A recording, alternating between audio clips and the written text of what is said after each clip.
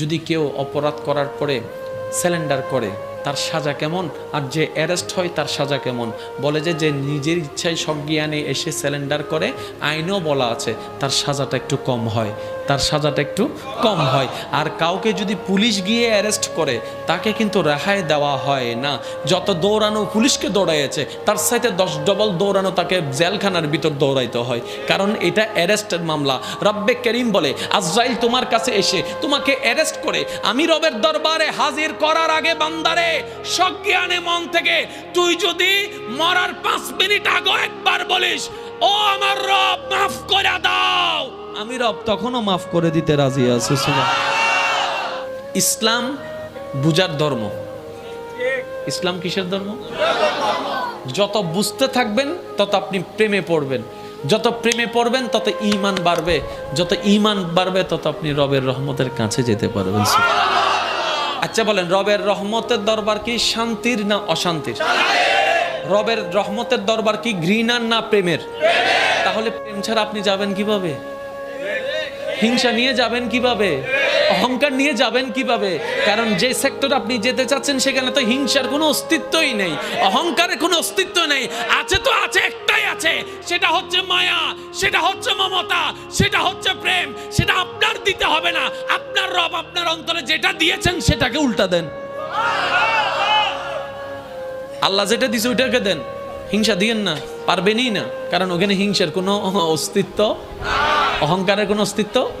আসেন আগে আমি সবার মুখে শুনতে চাই, সফল হতে চান না ব্যর্থ হতে চান? পরকালে জান্নাতে যেতে চান নাকি জাহান্নামে? জান্নাতে। আচ্ছা, কবরটা কি সুন্দর হোক চান নাকি ভয়ানক? কি মনে হয়? তাহলে সবাই একমতে এক জায়গায় আসলাম, আমরা কি কবর চাই সুন্দর? কবর চাই আমরা সবাই কি সুন্দর, পরকাল চাই সুন্দর, জান্নাত চাই সুন্দর, তিনটাই আমরা সুন্দর চাই। এখানে কি কারো কোনো দ্বিমত আছে? এবার আমি প্রশ্ন করব, আপনার উত্তর দিবেন। আপনার আত্মীয় স্বজন পাড়া প্রতিবেশী আপনার জন্য যেই অন্ধকার ঘরটাকে সাজাবে, মাটি দিয়ে সেটাকে অন্ধকার যে ঘরটাকে করে দিবে, এই অন্ধকার ঘরে যদি কেউ আলো দিতে পারেন তিনি কে? সাপের কামড় থেকে যিনি আপনাকে রক্ষা করতে পারেন তিনি কে? আগুনের ভয়াবহ তীব্রতা থেকে আপনার দেহকে যিনি সেভ করতে পারেন তিনি কে? হাসরের ময়দানের কঠিন পরিস্থিতি থেকে যিনি আপনাকে আরশের নিচে ছায়া দিতে পারেন তিনি কে? আপনার চাওয়া, আপনার স্বপ্ন, আপনার কল্পনা, আপনার ইচ্ছা, সেই জান্নাত, সেই জান্নাত, ওই জান্নাত আপনাকে দিতে পারেন কে? তাহলে এই আপনার সমস্ত চাওয়া পূরণ করতে পারেন? আওয়াজটা মনে হয় আরেকটু বড় হতে পারে। আপনার আমার সমস্ত চাওয়া পূরণ করতে পারেন?